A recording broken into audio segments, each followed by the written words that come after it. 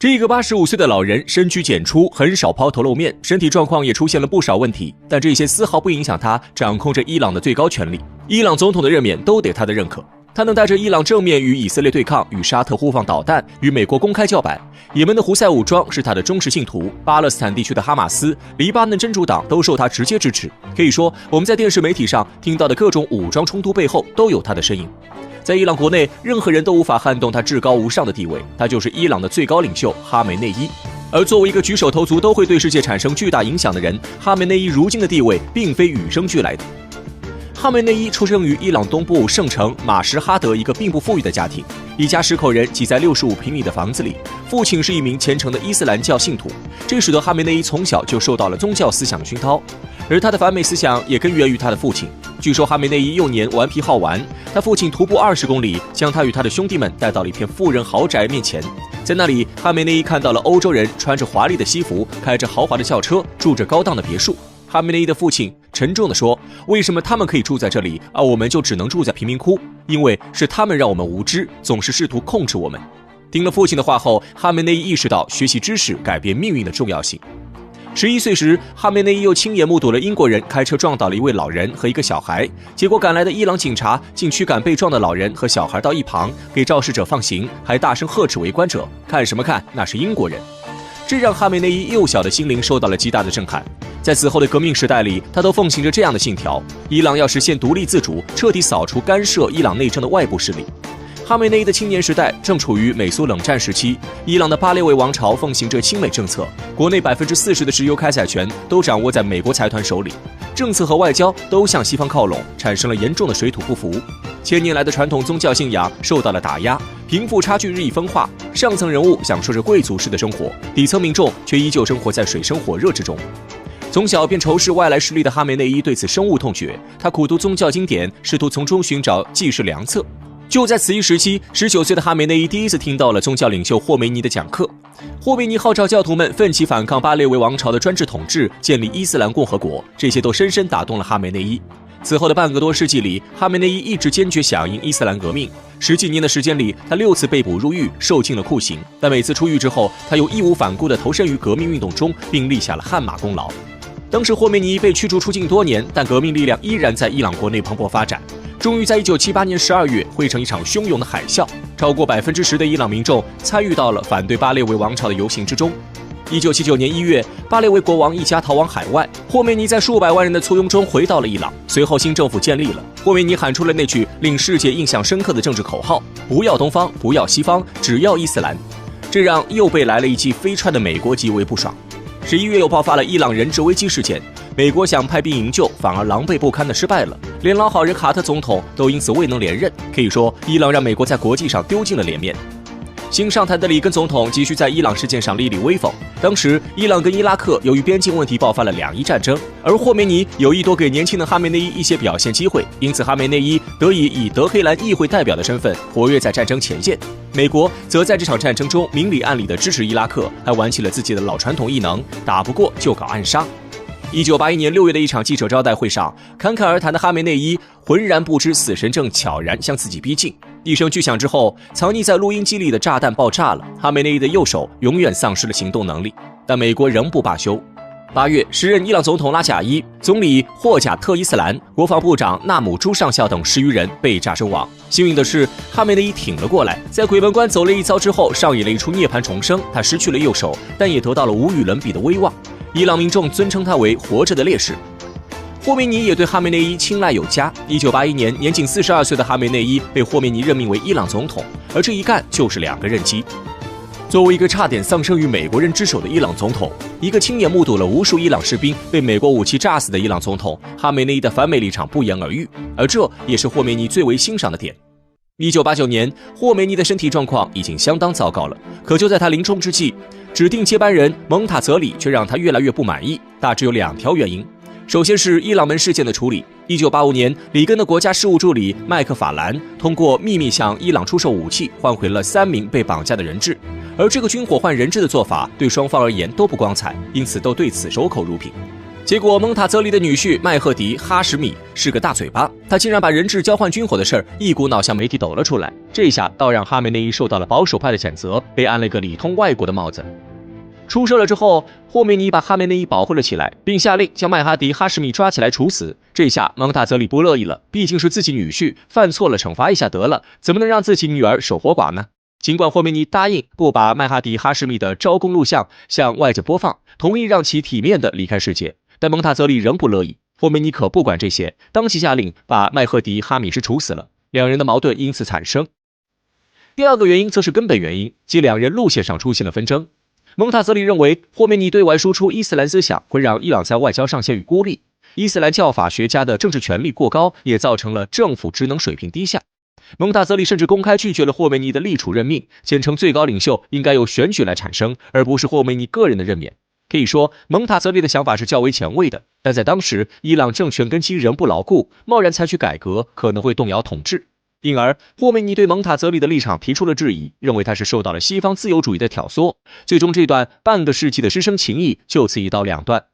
相比之下，哈梅内伊则始终贯彻着霍梅尼内外政策的思想路线。此时，霍梅尼已经时日无多，在最后的3个月里，哈梅内伊取得了霍梅尼的绝对信任。1989年6月3号，霍梅尼逝世。第二天，50岁的哈梅内伊就被推选为了新的最高领袖。最高领袖意味着什么呢？难道比总统权力还大吗？答案是在伊朗，宗教领袖的权力远远大于总统。西方人常说上帝的归上帝，凯撒的归凯撒，但在伊朗则是另一种情形。1979年的伊斯兰革命是以宗教教义为意识形态，将国民统合在一起的，建立的也是政教合一的制度。宗教领袖可以凌驾于一切权力机构之上，对重大事务一言九鼎，甚至能委任和罢免总统。因此，哈梅内伊不仅是伊朗的宗教精神领袖，也是伊朗世俗意义上的最高统治者。尽管已经登上了权力顶峰，但在1989年这个时间节点仍是相当危险的。此时，苏联领导人戈尔巴乔夫正大力推行新思维外交，东欧率先出现了巨变，以美国为主导的西方意识形态正在到处散播其所谓自由民主的普世价值。尤其随着苏联、南斯拉夫的相继解体，伊朗的政权遭受了西方思想渗透的严峻挑战。哈梅内伊当然不会坐以待毙，相反，他与美国针锋相对，在中东地区大力传播起了伊斯兰革命思想。他的毕生夙愿就是搞一场更大规模的伊斯兰革命，即在中东地区建立一个以伊斯兰文明为纽带的统一民族国家。这种想法其实很早就有人提出，埃及、叙利亚、北也门也曾付诸实践，建立了阿拉伯联合共和国，但最终都因各种原因而失败了。并且，阿拉伯老大哥埃及还在第4次中东战争之后与以色列寻求和解，让以色列彻底站稳了脚跟。这更使得用伊斯兰教教义将中东地区团结起来的思想成为了时代的尘埃。霍梅尼曾经说过，伊斯兰革命更多的意义是一场精神革命，其次才是政治和社会的革命。因此，在伊朗伊斯兰共和国建立之后，霍梅尼将输出革命作为了对外的基本政策之一。在霍梅尼的支持之下，黎巴嫩真主党、伊拉克什叶派组织、也门胡塞武装纷纷涌现。哈梅内伊如今继承了霍梅尼的衣钵，提出了共建友好团结的伊斯兰世界构想，号召建立一个伊斯兰联盟，同时也淡化了此前霍梅尼时代输出革命时将暴力革命的模式传播至世界各地的模式，进而改成了对外抵御外来敌对霸权主义，而这个敌人正是美国和以色列。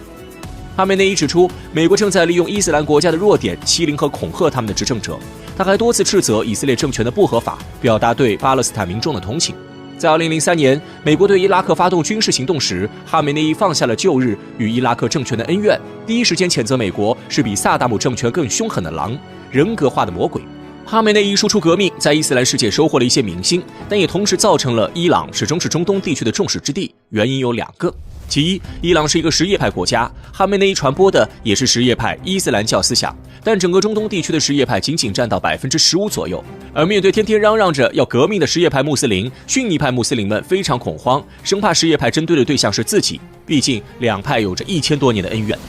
其二，哈梅内伊将反美作为伊斯兰革命的敌人，但中东地区也不是所有国家都恨美国，比如伊朗的邻居沙特，沙特不仅跟美国好，甚至还允许美国在沙特国内建军事基地。本来沙特就跟伊朗关系不好，随着伊朗不断输出革命，沙特与伊朗的矛盾与日俱增。哈梅内伊也深知打铁还需自身硬，如果伊朗自己实力都提不上去，那更别提什么对外输出革命了。由于哈梅内伊对美国的敌视态度，伊朗长期处在美国的制裁之中。两伊战争之后造成的物资严重短缺，又给伊朗经济造成了严重冲击。为了刺激经济活力，哈梅内伊推动了伊朗的私有化改革，包括对国有企业私有化重组、减少国有资产补贴等等。进入21世纪之后，针对国外势力愈演愈烈的经济压迫，哈梅内伊在2010年提出了抵抗性经济发展路线，即保持经济的独立性，减少对于石油领域的经济依赖，严厉打击贪腐活动，创造公平竞争的经济氛围，运用外交手段改善国际环境等等。可以说，哈梅内伊的抵抗性经济总政策还是很成功的，在一定程度上减小了伊朗进出口面临的阻力，但离打赢敌人、强加于伊朗的经济战这一目标还很遥远。因为美国是不会给伊朗喘息的机会的。在美国的中东构想里，伊拉克完了，利比亚倒了，叙利亚乱了，下一个就是伊朗，那怎么办？尊严只在剑锋之上，真理只在大炮射程之内。哈梅内伊兵出险招，走了一步险棋——核威慑。从2003年起，伊朗就开始了核燃料系统建设，并逐步研发核武器所需的浓缩铀，开启了不回收的实验。这一下可把美国急坏了。众所周知，如果美国质疑你有核武器的时候，你最好真的有。美国立刻纠集了英国、德国、法国，开始了与伊朗的核谈判。伊朗短暂同意，暂停了试验。但在2005年，哈梅内伊公开声称要选一个对美强硬的总统。中东狂人内贾德因而登上了总统之座。他一上台，就在联合国演讲中郑重声明，伊朗研发原子能的权利，无视美国采取的各种制裁。很快就研发出了3.5%低纯度的浓缩铀，成为了国际核8强之一。美国不禁捏了一把冷汗。如果美国再拿对付伊拉克那一套对付伊朗，很难想象伊朗还能做出什么事情来。所以美国当即表示自己愿意与伊朗坐下来好好谈谈该怎么解决问题。伊朗也配合，双方你来我往，在2015年7月达成了联合全面行动计划，实现了伊核问题的初步共识，也是美伊关系的一次破冰。但好景不长，2017年特朗普上台了，单方面宣布退出了伊核协议，又加大了对伊朗的制裁，高调声称向伊朗施加最大压力，把伊朗石油出口推至为0，致使全球一片哗然。但哈梅内伊依旧见招拆招，拒绝成为美国政策下的刀俎鱼肉，决定减少履行伊核全面协议的承诺，并声称退出2003年签署的不扩散核武器条约。事实上，伊朗并没有美国所描述的那样好战。哈梅内伊也一直希望缓和与中东邻居们、西方国家都搞好关系，但奈何伊朗扼守着霍尔木兹海峡这一全球经济咽喉，周围的邻居们又和自己存在着教派冲突，西方国家又对过往历史耿耿于怀，因此伊朗不得不通过武装自己来强化自身安全感。如今，伊朗在中东的经济体量仍不算高，国家的崛起还有很长一段路要走，但在国际上的发言仍举重若轻，没有谁能忽视它的存在。而站在这个国家的背后，是一个只有一只手能行动的老人。或许有人批评哈梅内伊对内政策太过保守，伊朗妇女仍戴着落后的头巾，政府官员仍要听一群不懂政治的宗教教士的话。但谁也不能否认，哈梅内伊对伊朗发展做出的巨大贡献，也正是他给了这个穷困的国家以巨大的勇气，去对抗那个世界最强大的帝国。只要这个老人还有一口气，就没有人敢欺负伊朗。2022年底，巴基斯坦爆发了严重的外汇危机，仅仅1周的时间就用掉了全国1/4的外汇储备，国库里仅剩30.9亿美元。这也意味着巴基斯坦国库里的钱仅只够支撑不到1个月的时间，更别提外面还有一堆债务没有结算了。难怪巴基斯坦的国防部长会忍不住说，巴基斯坦早就已经是一个违约的破产国家。为啥巴基斯坦就这么穷呢？其实如今困扰着巴铁的有3大穷癌，而这3点真的可谓是招招致命。巴铁这么穷，中国咋不去扶上一把呢？事实上，近些年来中国对巴基斯坦的输血一直都没有停过。就拿2022年底的外债危机来说，就是中国出手相助，才成功让巴基斯坦渡过难关。除此之外，中国在巴基斯坦援助的基础设施建设也不少，很多时候甚至都是有求必应。那么，既然中国对巴基斯坦的援助毫不吝啬，可为什么巴基斯坦的经济依然不见起色呢？关于这个问题的答案，也是导致巴铁的3大穷癌之首，那就是政治斗争。巴基斯坦的政局虽然表面上看上去风平浪静，其实背地里早已暗流涌动，混乱不堪了。就拿中国援助的态度这件事来说，面对中国帮助进行基础设施建设，巴基斯坦有的地方就特别欢迎，而有的地方呢就特别反感中国的基建援助，甚至干脆禁止中国基建队进入。要知道，中国对巴基斯坦的援建可以说是国家层面上达成的协议共识，可地方上却能自作主张的形成截然不同的态度。显然，窥一夜而知深秋，巴基斯坦的政局属实不简单。实际上，巴基斯坦的政治乱局绝非一朝一夕的事情，可以说从建国开始就一直存在。印巴分治之际，尽管在宗教的区分之下，巴基斯坦的国民基本都信仰伊斯兰教，但大家在此之前却来自不同的民族，拥有着不同的文化与语言，彼此毫无联系，甚至有的还有仇恨。如今被强行大杂烩一般的炖到一起，不可避免的摩擦就产生了。巴基斯坦拥有72个民族，其中主体民族就有6个之多。在这样的背景之下，别说安静下来好好发展，就是新国家叫什么，首都定在哪里，都已经吵得不可开交。这使得巴基斯坦的国父真纳头疼不已，无奈做出和稀泥的举措，通过拉拢大多数人来压制少部分人，从而达到表面上的和谐。但是这样和稀泥的办法注定只能维持一时的平衡，长久下去早晚还是会出问题。1948年，真纳因病去世，而他过于短暂的一生也使得巴基斯坦存在的很多毛病都没能得到解决，其中最为核心的就是没有一个继任者能像真纳那样得到所有人的幸福。1969年，在2次印巴战争失败以后，维持了10年之久的军政府垮台，巴基斯坦进入民选政治阶段。但是由于彼时的巴基斯坦从未进行过社会的改革，很多农村与边远地区依然处在封建时代当中，这就使得巴基斯坦的民选政治与我们大多数人所了解的相差甚远。因为虽然表面上说的是每个人都有选票，但实际上这些选票的真正所有者应该是那些地主们。最终不可避免的，这所谓的民主政治变成了一场斗富游戏。民主政治变成斗富游戏有什么危害呢？答案显然易见，就是被选举出来的领导人首先需要满足的并非国家的利益，而是其背后的支持势力。这就导致巴基斯坦的政治格局朝令夕改，经常一朝天子一朝臣。每次换届之后，哪怕你前任有些地方做得好，但因为不出于同一个利益集团，就要全盘否定。如此一来，别谈发展了，能不出内乱就已经算成功。除此之外，由于选举成本的高昂，这使得在成功上任之后，这些利益集团的分赃几乎已经到了丧心病狂的地步。就拿新德省的一项排污工程计划，原本申报只需要180亿卢比，可申报到中央却变成了1160亿。尽管最终政府好说歹说把预算压到了750亿，但中间的差值依然到了惊人的4倍。至于为什么这么多钱，多的钱又去了哪里，相信大家都应该心知肚明。其实穷从来都不可怕，真正可怕的是没有改变穷的能力，而巴基斯坦恰恰就是这样的存在。都说穷啥都不能穷教育，这几乎是全世界所有国家的共识。哪怕是战乱中的叙利亚，我们依然可以看到很多学校在废墟上被建起。可处在相对和平当中的巴基斯坦，它的教育真的只能用一言难尽来形容。根据世界银行在2014年给出的一份报告显示，巴基斯坦的国民教育指数仅排到了被调查国家的113名。而在巴基斯坦后面的，要么是处在战争当中，要么都不能算是国家，就是一些小部落。由此可见，巴基斯坦教育的落后。在如今的巴基斯坦，受过小学1至5年教育的儿童仅有60%，而这还是抛去女性的。为什么？因为很多女孩在这个年龄已经结了婚。既然有这么多问题，难道巴基斯坦政府就放任不管吗？其实还真管过，但最终的结果却是管不了。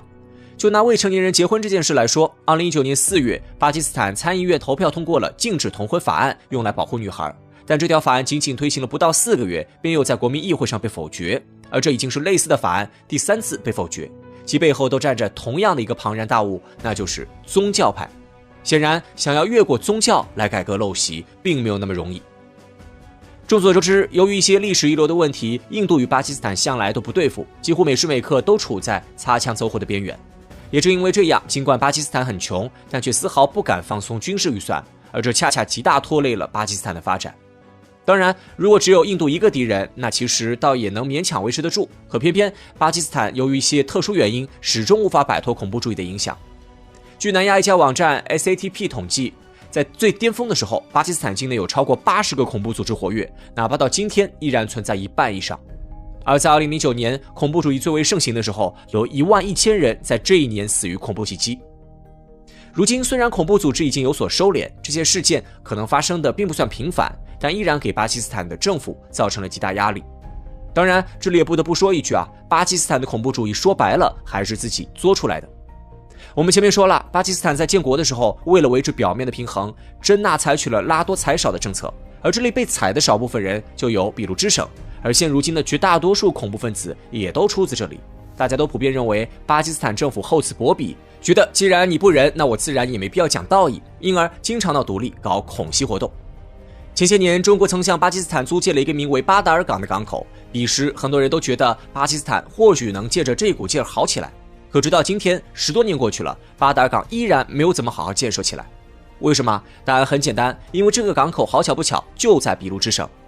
你巴基斯坦当年不把我当自己人，现在我能让你过好日子？答案显而易见，如今也只能感慨一句：巴基斯坦人属实没这好命。